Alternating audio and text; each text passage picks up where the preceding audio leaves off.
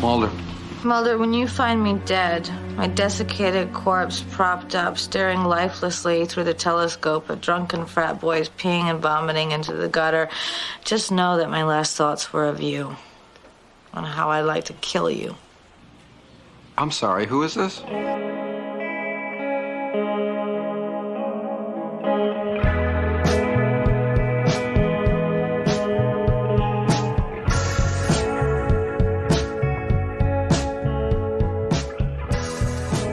Hello and welcome to Most Unwanted, an X-Files podcast. I am Luke and I'm joined by Daniel Checkley. How are you doing, Dan? Or Checks? Weird. That was weird. Again, every time. Yeah, I'm good, thank you. How about yourself? I'm not too bad, It's a bit of a late night last night, so we're a bit catching up on rest today as this early sort of Saturday morning recording, I guess. It's part of, I think, as soon as it gets into November, it's the start of that period where you have very little time to do anything, and so like every day, just it always seems to be like you're just trying to fit everything in. Even worse this year with the World Cup coming up. Yeah, this World Cup, like I'm very conflicted on it because I tell think me about it. And anybody who listens to this knows that we're football fans. Yeah, and I mean, the World Cup is always meant to be this big joyous celebration of global football. Sure. Can I say controversial? Something controversial before go you on then. get into No, this? Go for it. I am a big football fan. I'm also a big fan of humans. yeah. I like humans too. Some of them, anyway. Like so this World Cup definitely feels complicated. Yeah, I don't know. Everything I keep reading and seeing about this World Cup, and I'm just like, what are we doing? Like, why is this actually happening? Like, surely I think it needs somebody to actually. This is proper soapboxes to start with. I feel like it needs somebody to actually just take a stand and just say, "No, we're not doing this. Like, this isn't like worth the money." And like, because that's all it is. It's money over everything, and it like that's what it feels like, and it's just so depressing. It's complicated as well. I think that's the thing. There's so many like issues towards it, and like there's always like the sort of kind of weak arguments, in my opinion, of like, well, we want to have sports in all around the world, regardless of their politics, because it brings like it sheds light on it, and like you don't help the problem by ignoring it. I kind of see the point, but also I'm just like, at the very fundamental of it, if an LGBTQ fan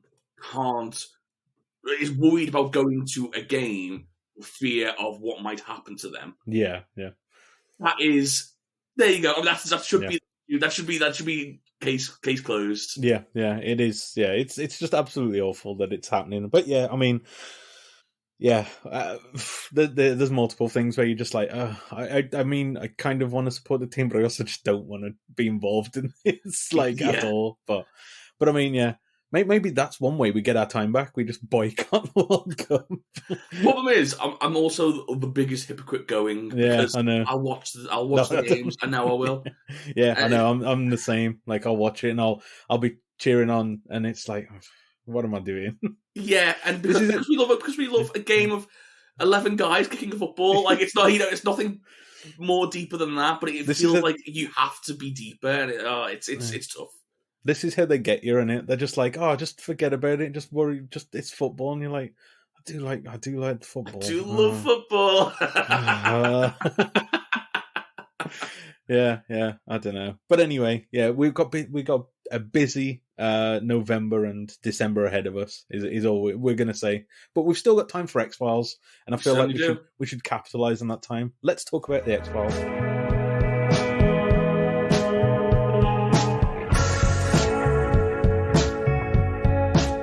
This week we are looking at episode 16, entitled Chimera or Chimera. I never know how to say that exactly. Exactly the same as me. I've got no idea. Give it my best shot. I'll give them both, and then there you go. You can choose. But it was directed by Cliff Bole. I'm not sure. Again, another pronunciation. I don't know how to say words. Apparently, every sentence of this, we're going to give you 3 options and just choose the right one. Yeah. It was written by David, I think. I'm not sure. It was written by David Amann. And the original air date was April the 2nd, 2000. So we start and we are in Bethany, Vermont. We see this like family hosting. I didn't know if it was like a birthday party or just like a picnic. I'm not really sure. They don't really go into the details of what this is, do they? It's an Easter party. Is it Easter? Oh yeah, Easter. Yeah, because they Collecting mention eggs. about the.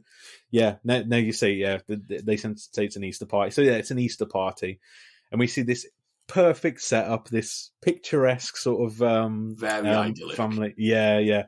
So I mean, I feel like it's become a cliche this last series of whenever you start an X-Files episode with like an idyllic scene, it's like, okay, where's the monster? Who's the monster? Who's the bad guy? What's going on here? We see this little girl, Michelle Crittenden, wander off from this party. After we see that there's a point in this that it becomes more prevalent later on, and it's the two. It's the Mrs. Crittenden. I can't remember her name, Martha, and her friend, who is. Sorry, I've written all this in order, so I'm forgetting all of the names of the people. Ellen Adelaide.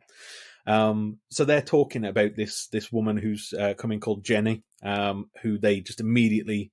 The one woman has a complete distaste for. It's never explained why.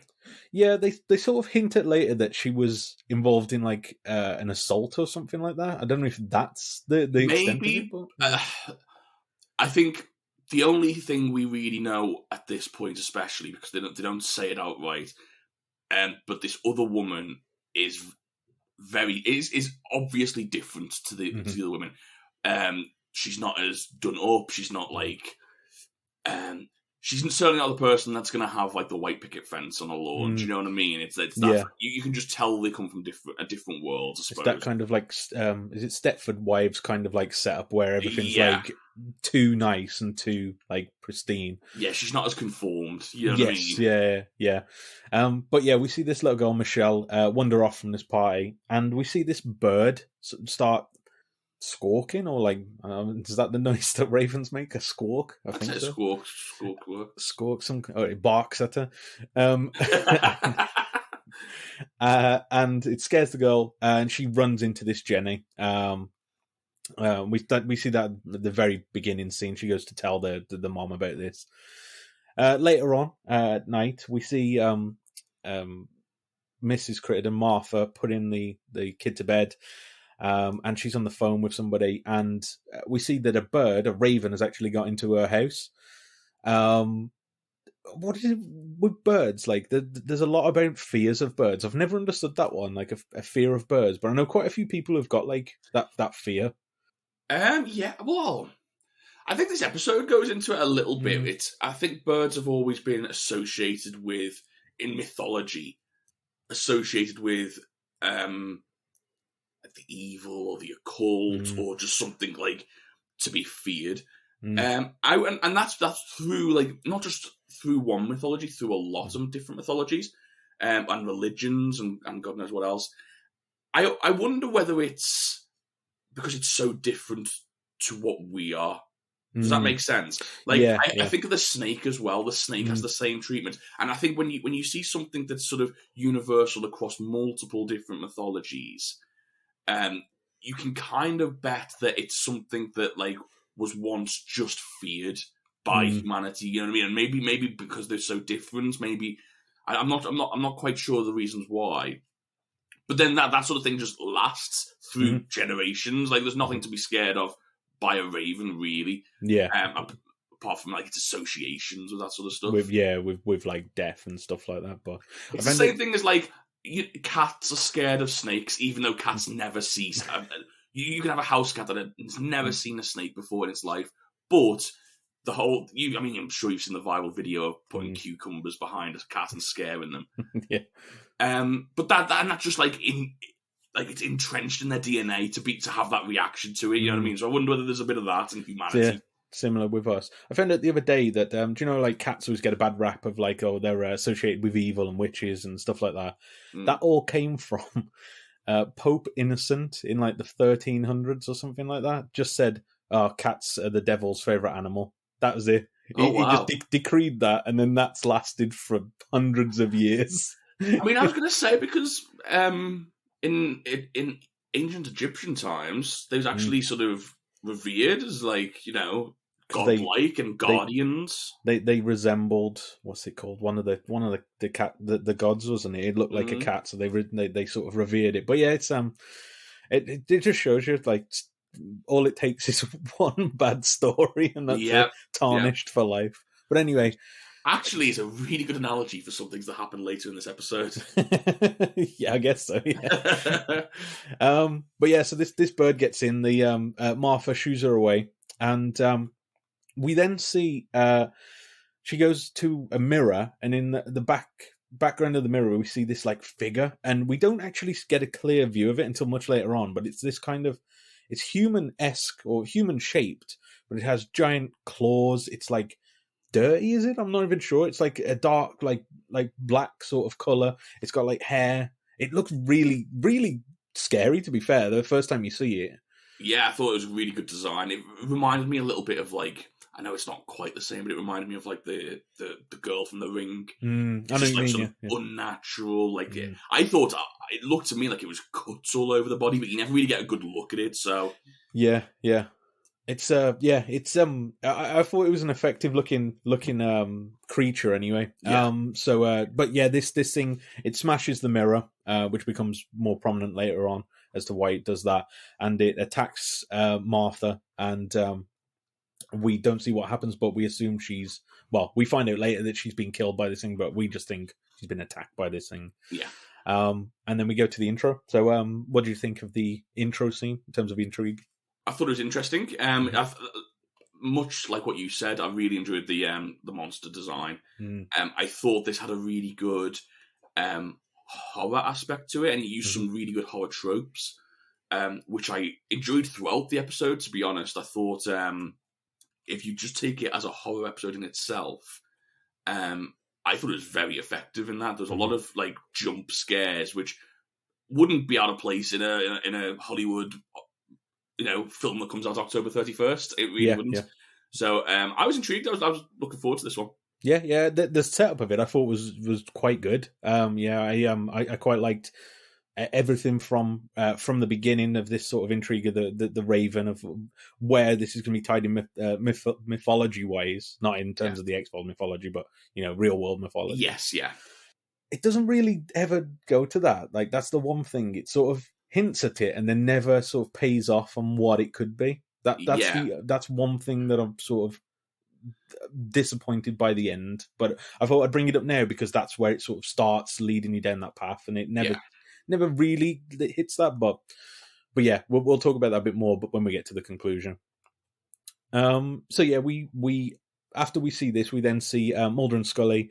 They're on a stakeout in this kind of seedy rundown part of, they don't really say where they are, they're just a seedy rundown part of a town or city, and they're on the stakeout because they're trying to find a potential prostitute who's actually killing other prostitutes, I think, like a woman serial killer, which Mulder notes is quite rare. But yeah, I think Mulder is loving this too much because you can see that he's reveling in staring at what's going on.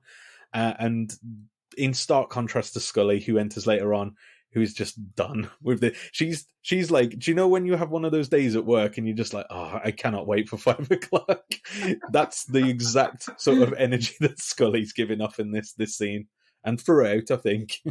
Yeah, I wasn't a fan of this storyline, and I think this is the start of a storyline throughout the episode, which is like a secondary storyline. It's like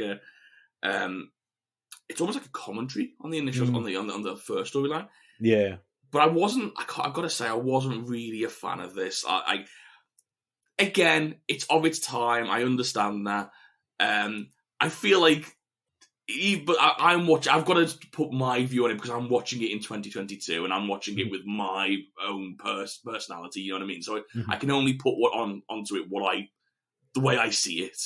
And I don't know, both Mulder and Scully looking at prostitutes and just immediately saying, well, these must be the dregs of society. Literally the dregs of society. I thought that. And I was like, okay. The only thing I could think of that they're saying is the guys who are going to the prostitutes or the dregs of society. Even then, like, I'm just like, again, I know it's a different time, and like, there's a lot more nuance when you talk about sex work now.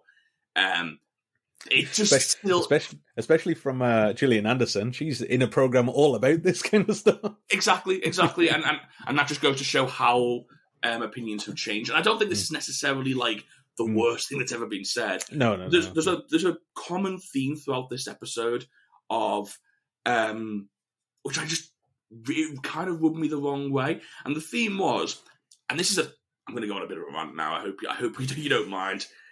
So X-Files love to do this, right? This is a common theme throughout the entire series. The idyllic, the white picket fence, the lovely neighborhood where your neighbors will come and bring a pie round for you on a Sunday morning.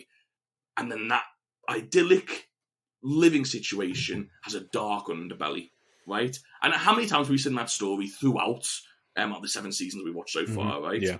We literally have had something very similar to it not that long ago with that, was it Arcadia? Yeah. Recently, that was very kind of similar kind of feel to the episode anyway. And for very good reason, because it's a really good storyline, and I love to see that. Like, I always enjoy the sort of juxtaposition of it.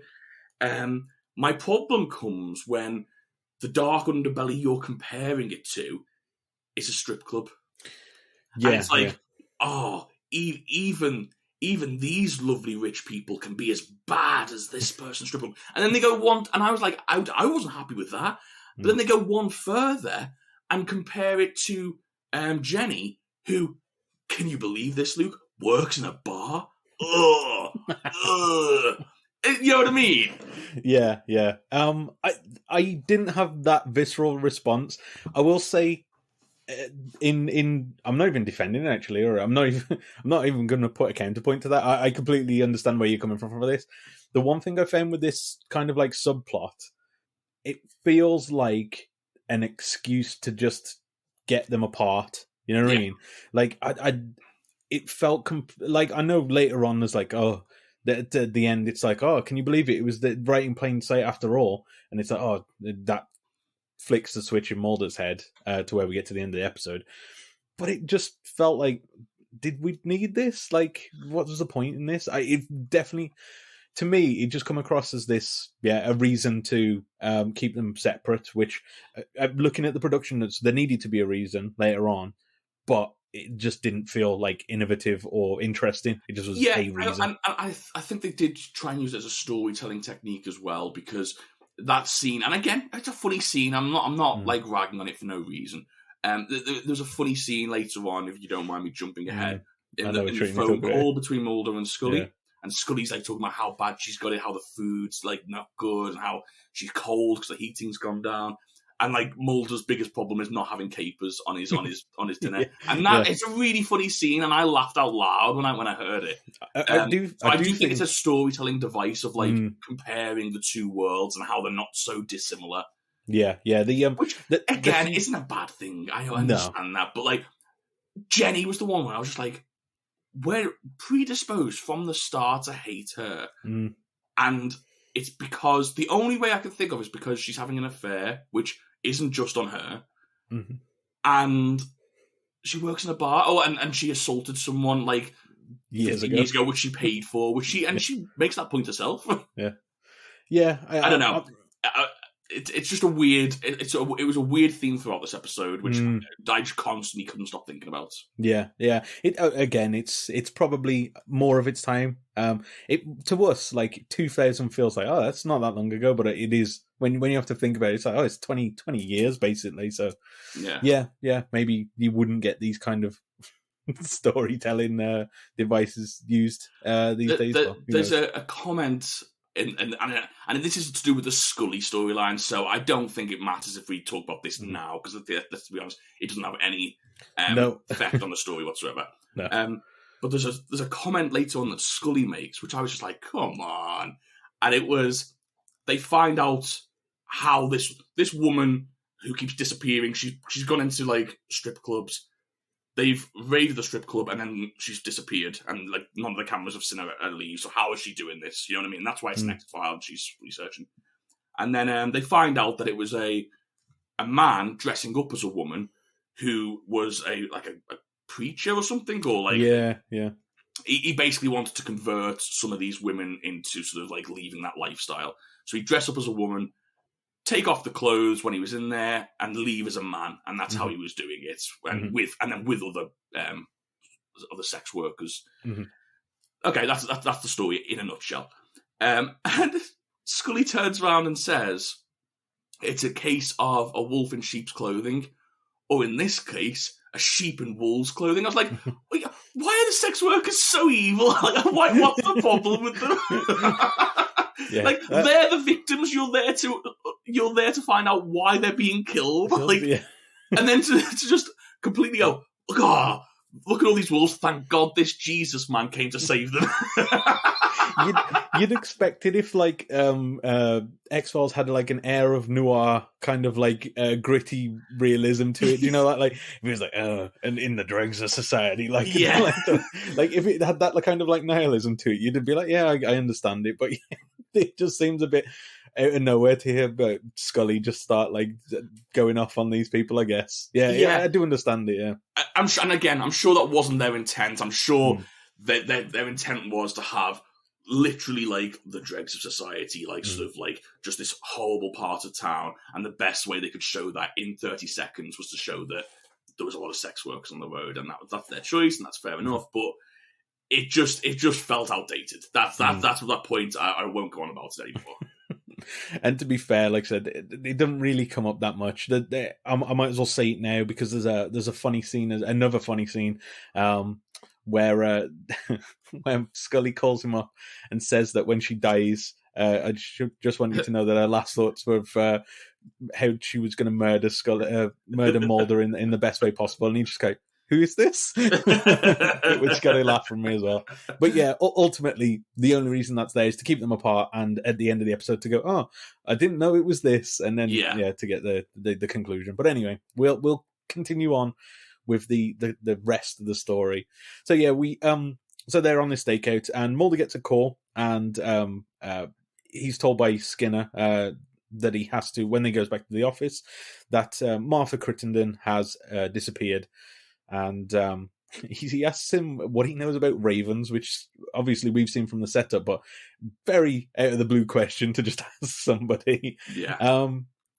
This was my first inkling. Oh, we're getting a Mulder solo episode, which have we had one of these? I know we've not for a while now. Yeah, it's been a while. I know we've had quite a few Scully solo episodes recently, or not solo as such, but more it was her kind of like leading the episode. Yeah, so it was interesting to have this. And I thought that was quite interesting for the episode actually, because we got this different dynamic of Mulder with like a sheriff of a town instead, and like working with the police, which was an interesting sort of setup. But Mulder sort of says that ravens are associated with evil, kind of what we've said. And Skinner tells him that ignore this stakeout. Scully can deal with that on her own. You need to go and investigate this. And we find out the main reason is nepotism, basically. She's the daughter of a federal judge, so that's the top priority now. So we see Mulder go. I think he tells Scully this, which she's not best pleased about. He goes to the Crittenden home, and we see her husband. Well, he initially meets the sheriff, Adelaide. I can't remember his first name. Phil, I believe. Phil Adelaide. And they sort of run through what's happened. Mulder initially sort of says, you know, where was the husband, is a very good sort of opening question to try and figure out. But it turns out his alibi checks out. He was out of town and at this convention. We see this distraught sort of family. And the husband at this point comes in to talk to Mulder and says, sorry for wasting your time. I think she's just been cheating on me, basically, and has run off with someone else, because he says that he found birth control pills in a I don't remember what he says, but in her possessions, and also a key. The main reason this is suspicious to having the birth control pills is because The husband's had a vasectomy, so there'd be no need for this, basically. Yeah.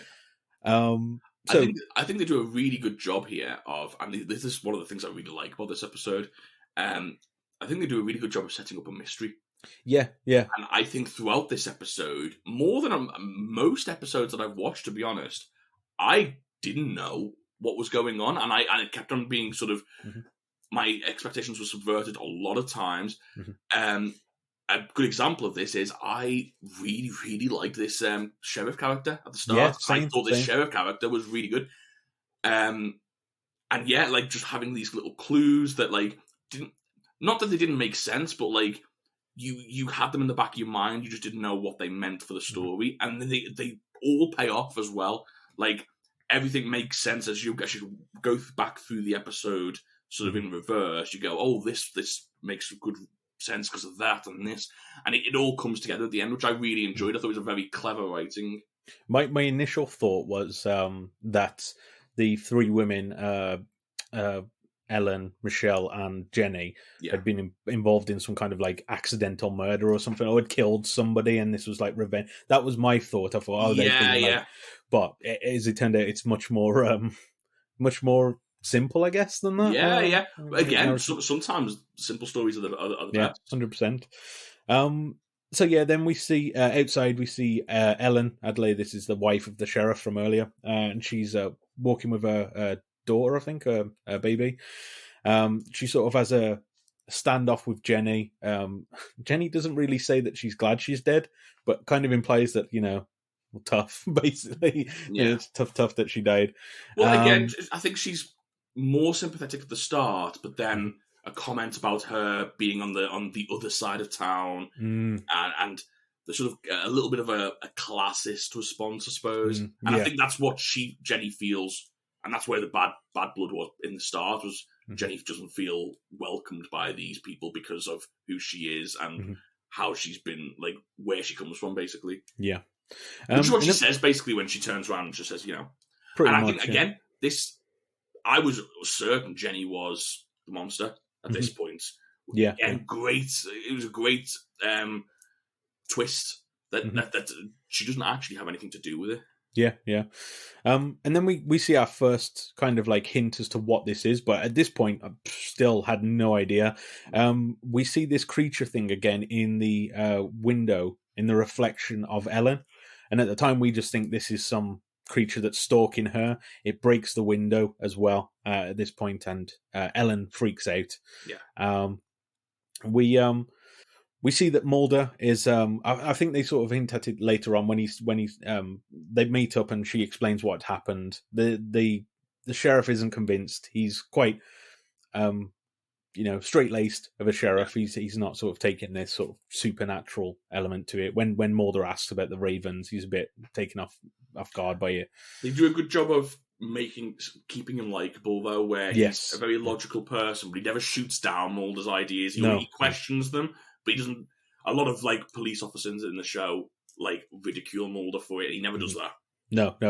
He's always he's kind of a good sort of replacement, I guess, for Scully. Agreed. Agreed. It's kind of like does the same thing that she does. Is like checks his sort of his theories, but doesn't out and out poo them, basically. So yeah, we then see later on in the day we see Mulder getting this slap up meal because he's staying with the Adelaides in lieu of like staying at a motel. They've sort of given him the spare room, so yeah, he's getting this big 3-course meal that apparently Ellen cooks every day or something like that. I want to continue my second bad point of this episode. Every meal that Ellen cooks made me so hungry. The food all looked so good. It did look good. And I was just like, I should not be watching this on an empty stomach. You're going to get some food later. I think as soon as this is finished. But yeah, we see this big, like 3-course meal that she cooks that she said that they barely have any time together. So, the one time they do, she makes an effort for this. But again, if you look at this in a microscope, really good for the overall story because they make so very clear that Ellen very much values this idyllic family life and how important it is for her to keep this sense of family regardless of the situation. If she can't see her husband, well, I'm going to make dinner as special as possible by bringing 3 courses out. And that's very important when you find out what happens in the end. Yeah, whereas Phil is very busy at work, apparently. Oh, he's so busy. So busy. God, he can't get out of the damn office.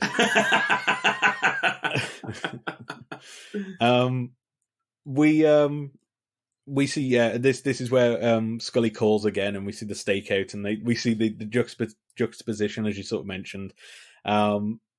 Meanwhile, we see at the Crittenden home, we see Michelle, the little girl. They're having a meal. I felt so. It was meant to be really sad, but I kept laughing at him trying to go, "Oh, here's your mac and cheese. Oh, Mom made it better." It's like, okay, sorry. We're all struggling here. So he's like, we'll just get hamburgers or something. Yeah. But yeah, they see the Raven again outside, and Howard, the husband, goes to check on it.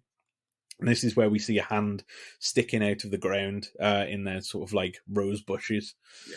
Yeah. So we cut to them exhuming Martha's body. We found it that she's died, and she has all claw marks and scratch marks.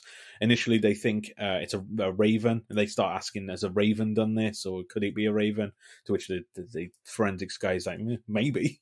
he's very, very non-committal. He's like, something scratched her.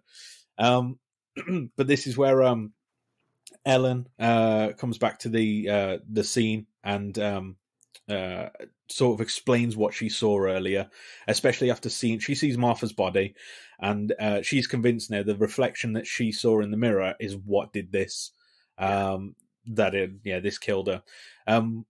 Mulder starts saying, because they noticed as well that all the mirrors that are smashed in the house from when Martha was killed, and now obviously this story's been told. He starts explaining that glass and mirrors can be doorways that summon sort of like spirits and things, and they start to think that this spirit's been summoned. Ellen believes that it's Jenny who's summoned this spirit because she's jealous or something along those lines. So they go to visit her at her job, and they start interviewing her about this, and Jenny basically says that she didn't do it. She doesn't she's kind of like, there's no love lost between us, but I didn't do this. I can't. Basically, it's like, I've not got the time. I'm not interested in doing this. I work here all day, and the only thing you've got on me is I messed up once 10 years ago. Yeah, exactly. And she also says they asked her where she was on the night of the murder, and she gives a reason as to where she was, but Mulder straight away knows that that's a lie. To which the sheriff is a bit like, oh, I don't know if that is. He doesn't sort of say that, but he's sort of surprised that he thinks it's a lie. Obviously, by the end of the episode, we know why that is. Yeah. But at this time, I was just like, oh, it's weird that Mulder just picked up on that straight away. This guy just not getting it. But Mulder gets this phone call from Scully, which I mentioned earlier, and but again, the interesting thing here is Jenny alludes to the fact that oh, you need to be investigating her because what was she doing when away from her husband? And I was like, oh, okay, interesting. And that really, again, subverted my expectations of where this was going. Makes so much sense now when you look back at it, because she's angry that he's going with her as well. Yeah. So, of course she's going to be mad because she's sort of figured this out. You know what I mean? I always find those stories hilarious. And he's like, can't believe he's cheating on me. I was cheating on him with. It's like, really surprised. Yeah. As soon as you open the door to that sort of thing, it always becomes like, well, does anyone really have a leg to stand on here? Rules are going out the window, so you've got to expect it to get complicated. Yeah, exactly. So they go back. We then see Ellen cleaning up her house. She's just doing some hoovering. And under the sofa, she finds another key. And this is the exact same type of key that was found on Martha's possession. And again, at this point, you just think this is some omen, something that like precedes these attacks. Turns out to be somewhat quite innocuous of what it is later on. Which is really clever. Like the fact that they... I'll skip forward ahead a little bit, but like when we find out like that this key is just a key that the sheriff uses to have an affair, I felt betrayed. I was like, "Oh, what? Like it's cheated on you too." That's the thing. Like I didn't expect it at all, and then in your head, you're like, "Oh, so this is it. He's the problem. He's the killer. He's the one that's doing this." And and then it twists again. I thought this was really well done. I genuinely did, because there's not many X-Files episodes where you can't figure out kind of where it's going. This one I thought kept you going through loops throughout. Even later on when there's the bit, again, we're going to jump ahead again, but the bit where she's got the cut on her neck and they sort of, they hint at the cut on her neck. I was like, what's that? And it's only when they showed the flashback of her getting stabbed, I was like, oh, I was like, okay, like, and I was like, I didn't even pick up on that at all. And then you sort of go, oh, so it's her now. I've figured it out. The case closed. And then she looks shocked at the fact that she's got it. I'm like, hang on, what? Like, why doesn't she now?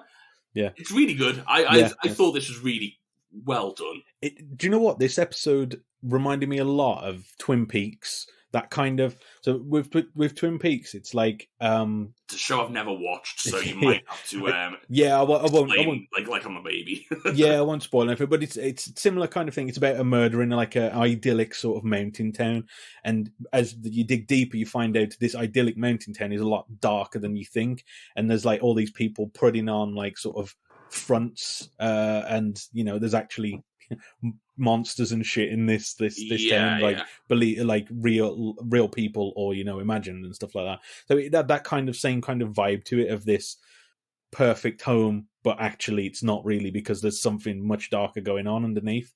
But yeah, so it had that kind of vibe to it. Also, this part, this next bit, maybe it's just because it's been Halloween, but it reminded me so much of the film Halloween. Do you know, she goes and hides in the cupboard. It has that exact same like Michael Myers like kind of shot to it, but really effective horror tropes, and they're used really well throughout this episode. Just very quickly, I'll sum up that scene. But Ellen finds this key, and then she also sees a raven over a baby's sort of cot.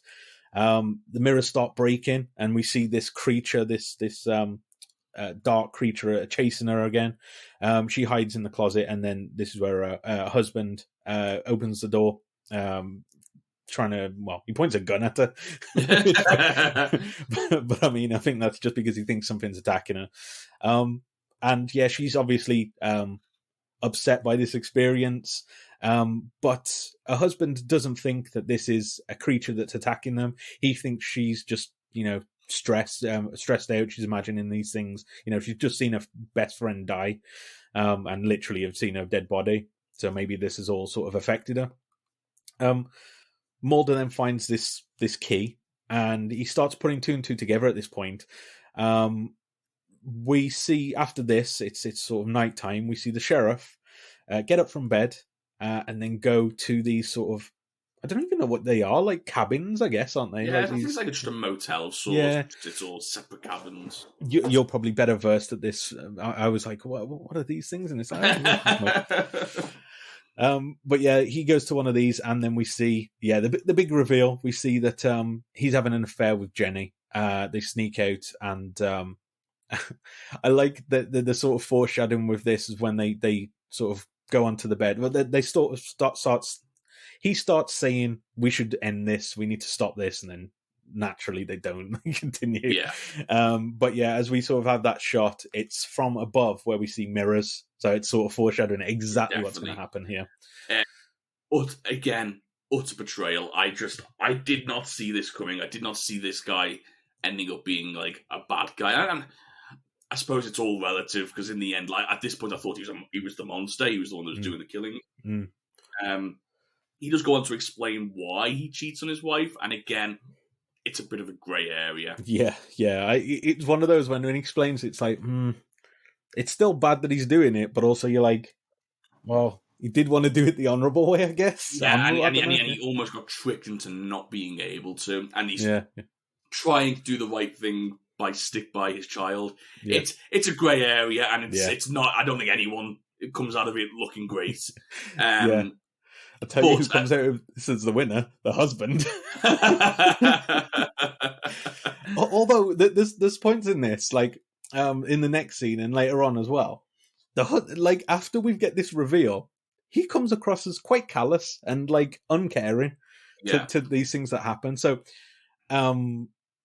just to sort of race through these bits, because I don't think we need to spend too much on it. But yeah, we see that we've seen that he's having an affair, and the next day Mulder starts interviewing and grilling him at the dinner table because he knows that he left in the middle of the night. So he's starting to put together that something's up now. He says that Martha was actually 4 months pregnant.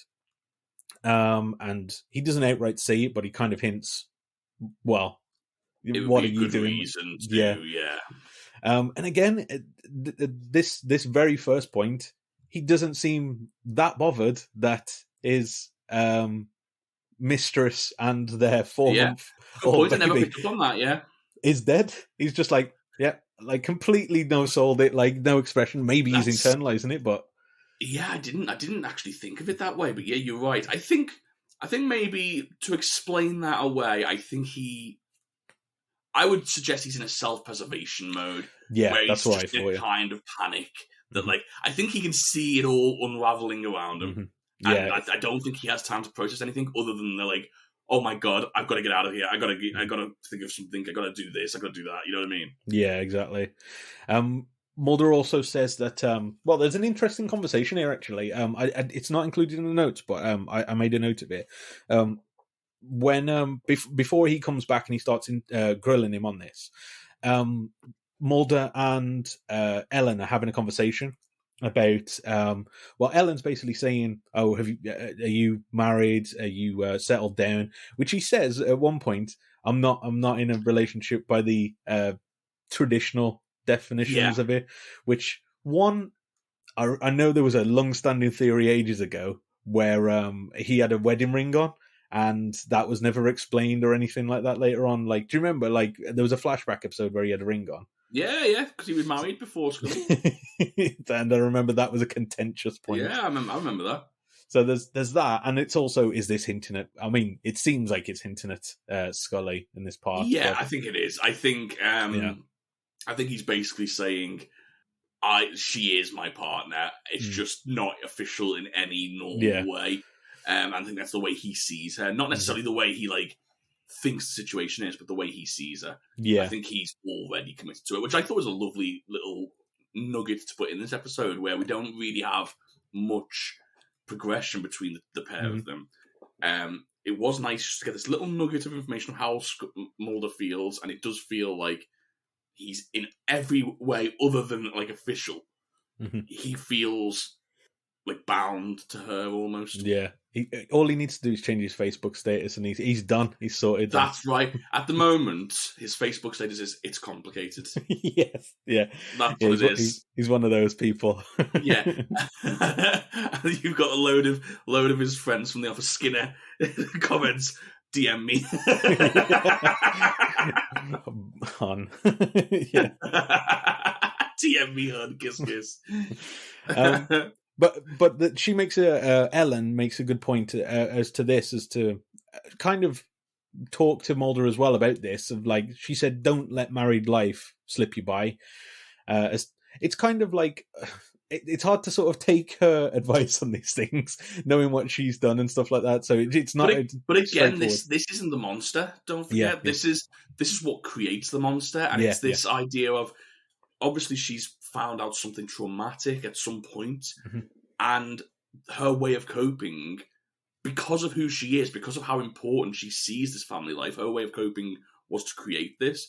So, and again, we didn't know this at the time, so I thought this was really fascinating to sort of go back and go, oh yeah, like, you can see that side of her personality, and it helps you to more understand why she does what she does, or why she splits her personality the way she does. But also really good little sort of, like, talk to Mulder to let him sort of like ponder on like what's important to him. Yeah, exactly. Yeah. But yeah, I thought that it's never mentioned in the actual notes here, but I did think it was an interesting scene. But anyway, back to the sort of driving plot of this. So he's grilling the sheriff about this, and he also asks him for the key back because he gave it to him for evidence, and he doesn't trust him with it anymore. So he takes the key back. We then we cut back to Jenny, who's getting ready after the night before. And she's on the phone talking to her son, I think. It sounds like it anyway. Yeah, I think so. And we then see that she's basically attacked from these mirrors from above her by this creature. And this is where we get to see it in its like sort of full sort of form with this big claw, and it sort of scratches at her and kills her. I've got to say, it's typical monster and horror film stuff. This thing was creepier and scarier before you see it in full. I think it still looked good, but it kind of looked a bit more goofy when you see it up close and personal. You know what I mean? Yeah, I think that's again. I think you'd feel shortchanged if you didn't see it in full, though, as well. So true. Yeah, it's a catch-22 situation. But it's always these things are always scarier the less you see them. Yeah, exactly. Jaws is the best example. Mm-hmm. Yeah, yeah. So we then cut to the crime scene, and we see that. We initially see Mulder trying the door with this key, and he notices it fits, and this is where he puts two and two together that he's having an affair with both of these people. We also see, as he goes over to the sheriff, this is where her body's wheeled away, and again, this is another point where he just does not seem to show emotion. Yeah. That his mistress, a second mistress, has now just been killed as well. So yeah, we get sort of the explanation here now at this point. We find out that Phil has been having he wanted a divorce from Ellen 2 years ago, but they got pregnant, and then he felt he needed to do the right thing, or she wouldn't let him leave at this point now, and they're sort of stuck in this marriage essentially. And he's been having these affairs behind her back. But he thinks this is him doing this has basically summoned this creature or whatever it is. And this is where there's a point that we missed. In the brawl between the creature and Jenny, Jenny managed to stab the creature in the neck with a shard of the mirror. And then we cut to Ellen, and we see her preparing for a bath. And we see on her back this sort of wound on her neck. Now, again, at this point, I didn't realize what that was hinting at, but yeah, what it is that she's been stabbed and she is the creature. We don't really get this explanation as to why she's this, other than this is her sort of split personality. They sort of mention later on it's kind of like Jekyll and Hyde, but yeah, I disagree to an extent. I think they do. I like the explanation. So what they turn around and say is she obviously cares about family, and she wants that perfect life again, the white picket fence type of life. And then when she found out her husband was cheating on her or wanted a divorce for starters, she couldn't handle it, and so basically but instead of like dealing with it appropriately, she obviously got pregnant and trapped her husband, which basically led to an unhappy marriage for 2 years. Mm-hmm. And instead of dealing with it, like therapy or talking it out with her husband, she kept it all in, and this sort of rage and anger just manifested itself into this sort of split personality, which is not quite how it works, but also like I'm happy to sort of ride with that. Like Mulder makes one comment which I thought kind of was enough for me to go, yeah, I'll buy that. Which is when he says like some split personalities have different physical traits. Like some people can have a split personality where their other personality has diabetes when they don't, and they have like certain deficiencies or something like that. And I was like, oh, actually, that's enough of a sort of like a plausible explanation, a sci-fi explanation, that I'm happy to buy it. And I like the idea, like, this anger and rage just turned her into this whatever this monster is. See, I know where you're coming from. For me, I'd have preferred it if she did have a different appearance, but not didn't have so. A big hand. Yeah, the claw. That's the one for me. I'm like, why has she got a claw? The claw's a lot more difficult to explain. I completely agree with you. I think it just didn't bother me that much. Yeah. But yeah, for sure, there is no explanation as to why it manifests into a big hand. She watched a lot of Freddy Krueger. That's all. Yeah, that's the only sort of bit for me. I was like, I can buy that your appearance would change, but not that much. Again, this is splitting hairs because I didn't think this was the crux of it. Like, yeah, I get where you're coming from with that. But yeah, so we now know that she is this creature. And we then see Mulder and Scully on the phone, and Scully explains the sort of B plot of this of what we've already went over of this this guy. We've already explained it, and her explaining this basically triggers it for Mulder that it's Ellen. She's sort of hiding in plain sight and all this, and she doesn't actually know that she's the creature. We see Mulder go there to try and reason with her. And she attacks Mulder. She breaks all of the windows and the mirrors so she doesn't see herself, and attacks Mulder and basically tries to drown him in the bath that she's run.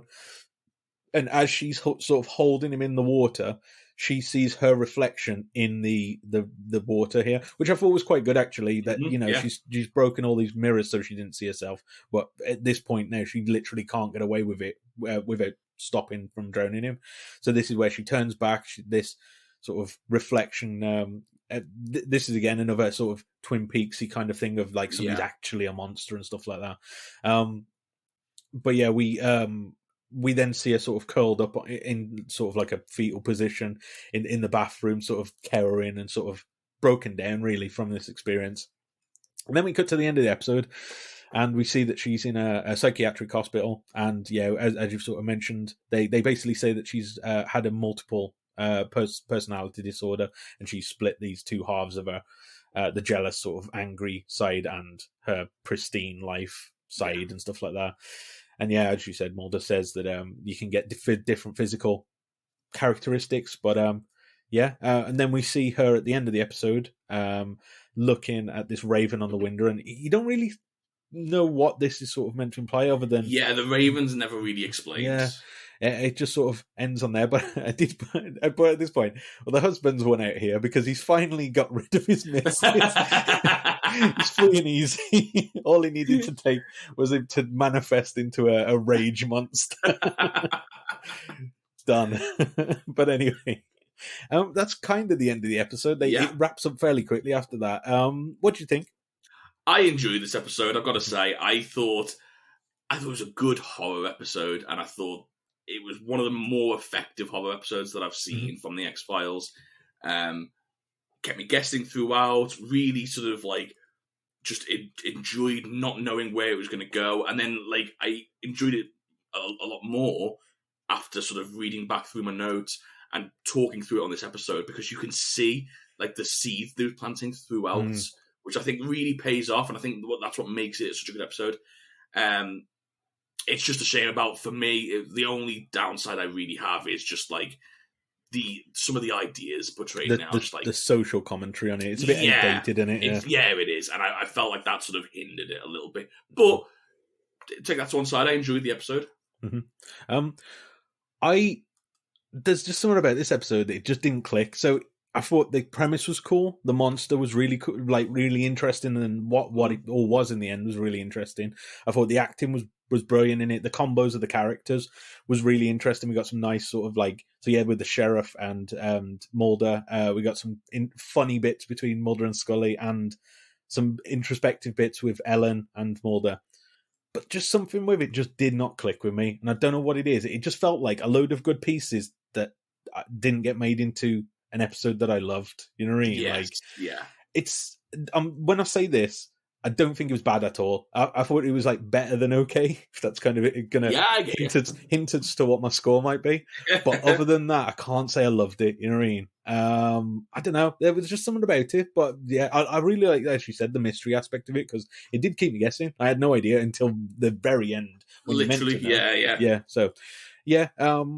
It's an interesting one. I expected more from it from the beginning, but yeah, it's not a bad thing. I think 16 episodes into this series to have one that's not the greatest episode I've ever seen is not at the end of the world. So, but yeah, it was definitely an interesting one, and there's still some points to take from it, I think.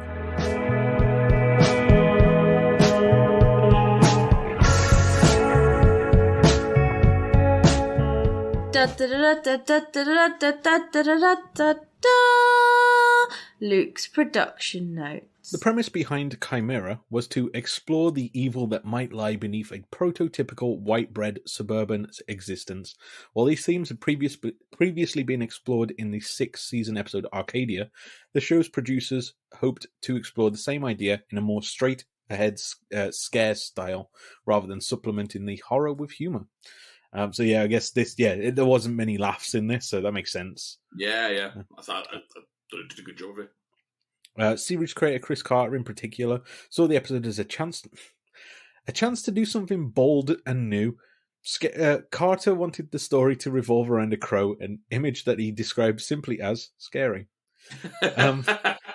So there we go. That's why the Ravens there. I know. I take umbrage at the a chance to do something bold and new. Now, I don't hate this episode at all. I thought it was okay. It's not bold and new. It's very, very X-Files by the numbers. You know what I mean? Like that's anyway. I quite like this one. Originally, the episode was going to feature a subterranean monster and was aptly going to be titled Subterranean Monster Blues. Okay, interesting. I quite like that title. It's a shame. Maybe that's why it looked like it did. Maybe it come out from the sewers or from the dirt or something like that. They changed the idea as it was coming. Yeah. Yeah, it was like, nah, it's just she turns into it. So, but what about the claw? Don't worry about it. No one will pick up on that. The episode was written in a burst of 20-hour days. Greg Walker, who assisted David Amann, called the episode's script "Suburban Parable About Perfection." Kind of what we've sort of said. Yeah. While the episode was being written, this one's quite interesting as to why they were sort of split up, and it also hints at some things to come. The production crew dealt with a number of issues, notably the fact that David Duchovny and Gillian Anderson were busy directing their own episodes, Hollywood AD and All Things, respectively. To cope with their limited schedules, the producers planned out the filming of Chimera in a way that required Duchovny and Anderson to shoot only a limited number of scenes together. Anderson, in fact, was only needed for one day of filming for an auxiliary subplot involving the prostitute murderer. Makes sense. I mean, I thought it's a good way of keeping her in the episode. Yeah. If she's busy, yeah. Because I was going to say, can't. She's literally in one setting. Like, there's even like the outside shots, you could just shoot without her. You know what I mean? I was going to say, like, just do voiceover. She didn't even do there. Yeah. So yeah.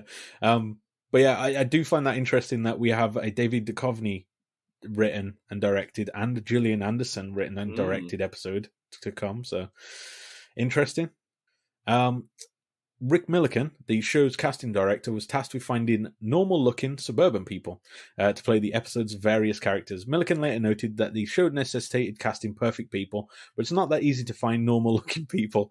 We've used so many people over the years that it's gone harder and harder to find them. I find it insulting. It's hard to find normal-looking people.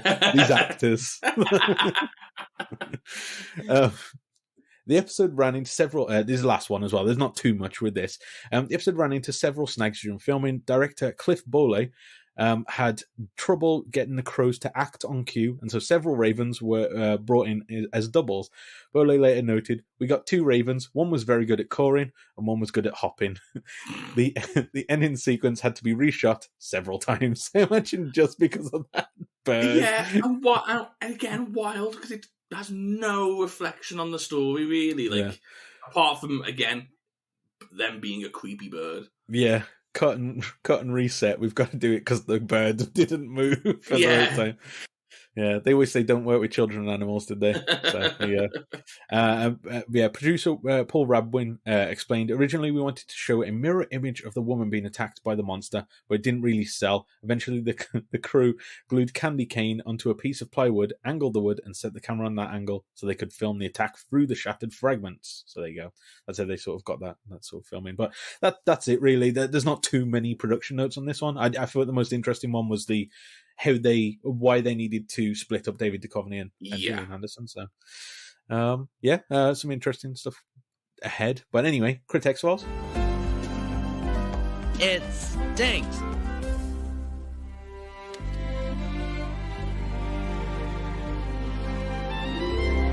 Welcome to the Critic X-Files. It's a tough one. I'm going to go for 7.5. Yeah, I can see that. Sort of thinking, like, you know what? Like, good. Yeah. And as a host of a podcast reviewing TV shows, probably not the best adjective to describe an episode with, but it just feels like it was just good. Like, and I don't think that's a bad thing. If you could use any other word other than good, what would you say to describe this episode? Nice.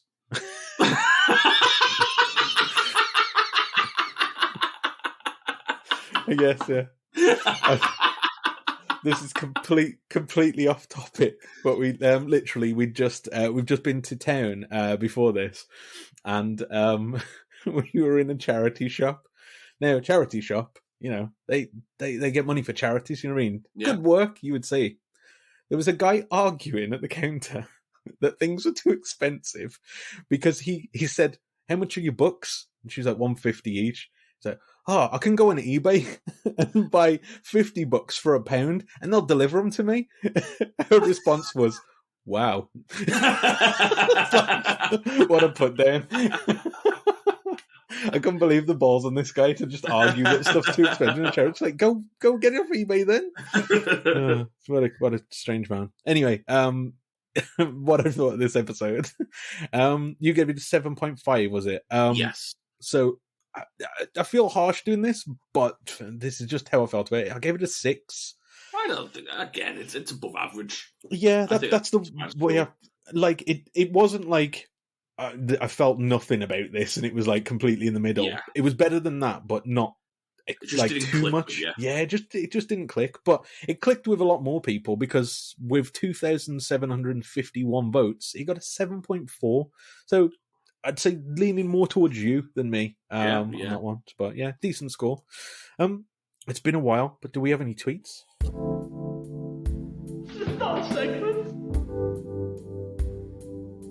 Welcome to Dan's Twitter Corner. Yeah, it's been a while. It's not been able to sort of sort it out with us delaying recording episodes and recording a load in bulk.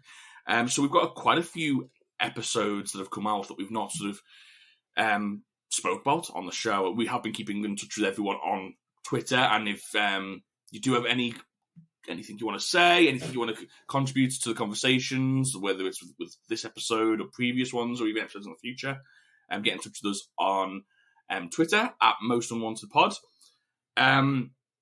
We're just going to do a quick selection of the last couple of weeks. Let's have a look here. Ray got in touch about X-Cops, our episode on X-Cops. She put, woohoo, 10 for Luke. I have a high rating for X-Cops as well, but not quite 10, maybe a 9. I just find this app hilarious. That was a fun discussion, guys. Thank you. And also hope it's been a good, fun vacation for Czechs in the US of A, which it very much was. Thank you so much. X-Cops seemed to go down very well, and I know you gave it a 10, one of the highest ratings you've given an X-Files episode. I'm quite free and easy with the 10s, I think, though. But again, a lot of people seem to really like X-Cops, and we got that sort of feeling from the tweets. Not so much with FPS, which you know what? I thought I was interested to see which way it would go because we had such vastly different opinions on that episode. I was wondering which way, not knowing what the fandom thought of the episode, I was wondering which way they would lean. And it turns out seems as divided as me and you. Yeah, it was quite interesting reading the comments on that one, because it honestly was like split down the middle. Like there was no like general consensus of whether it was good or bad. Some people loved it, some people hated it. So fair enough, yeah. We've got at Green Elf Oz. I love FPS. I made Funkos from the app, and there is on our Twitter page. There is. I'll retweet that so you can see that because they are fantastic. Regardless of what I think of the episode, the Funko figures are really good. But I watch FPS for Mulder's arms and Scully saving everyone while giving the world's greatest side eye. Don't look for a message. You used to be allowed to watch TV without learning a thing. Which again I thought was certainly interesting. There was a lot of people saying, well, it's very out of character for Mulder and Scully as well, and it's not necessarily about that. But I thought it was interesting to sort of see the two sides. I think it's the most divided I've seen a fan base over an episode. Yeah, usually it's quite there's quite a consensus on what people think on certain episodes, but yeah, that one was very, very mixed. Kathy in direct opposition to this, but of all 218 episodes of the X-Files, I ranked First Person Shooter as 216. But oh my goodness, your commentary was fun, which I'm glad that we could. If it's not your favourite, at least you're enjoying the review of it. Yeah, very interesting, and I enjoyed reading all the discourse around it. And again, I am kind of looking forward to, not that I'm wishing this away, but I'm looking forward to finishing the series to be able to dive more into the discourse, because I just don't do it until we've watched the episode, so it's very hard. Even when I've watched the episode, I can only really do it with people who follow our show, because people are very kind and not spoiling anything for us. But if I jumped onto Reddit, for example, I don't know whether I'd get that luxury. Yeah, you see that and you go, oh, I like that this hinted that Mulder's about to die in 2 episodes, and we're like, wait, what? And lastly, we also got a lot of tweets basically saying that everyone enjoyed you playing me more than me playing me, which was very good for my ego. It bruised my ego, I'm not going to lie. I'm hurt. But I'm going to take it and like be stronger for it. You know what I mean? I've got to come back and I've got to be a better me than you can be. This is like some like method acting like challenge. You've got to pretend to be me, pretending to be you to get the final version. I was thinking about this the other day. I kind of, with that impression, I just did it. Do you know when you just like, if anybody's played like D&D and you have to just come up with a voice of somebody off the top of your head and you're like, I don't know, and you just do a voice and you're like, that's it. And then somebody goes, what does this voice sound like? You're like, I can't replicate it. I don't know what I just did. I just did a voice. So if anybody ever wants me to replicate that, I mean, I don't know if maybe I can. Maybe I'll just come to you again. Maybe it's a good thing. Yeah. I have to just be put under pressure to do it. But yeah, that's it for tweets this week. Keep sending them in. We'll be reading a lot more often, so we'll be able to get a lot more in. But the my trips across America definitely put a hold to it for the past couple of weeks. Got no more planned, have you? No more trips to America? Not at the moment, no. Okay. Yeah, we should be okay then. I guess that's everything for the episode, isn't it, this week? Yeah, I think that's everything there. So, if you, as you sort of mentioned, if you want to get in touch with the show, Twitter. We also we do have an email. We do see it if you do send an email in. But everything's in the notes underneath the episode that you're listening to now. Next week, I mentioned that Gillian Anderson directed and wrote an episode. Oh, it's the next one. Next week, we're reviewing All Things, all lowercase, which I'm not happy about that, for being completely honest. And that's just not just my typing. That's actually how the episode's done. So I don't know. Look forward to that. It'll be interesting to see. I think Gillian Anderson needs to go to a script writing course. So my hopes are quite low after seeing. No. I'm really interested in seeing what because we've seen David Duchovny do one. I wonder what like Gillian Anderson can put on her kind of character as well. Yeah, when she writes one. So yeah, it should be interesting. But any thoughts before next week's episode? This one was good. Nice.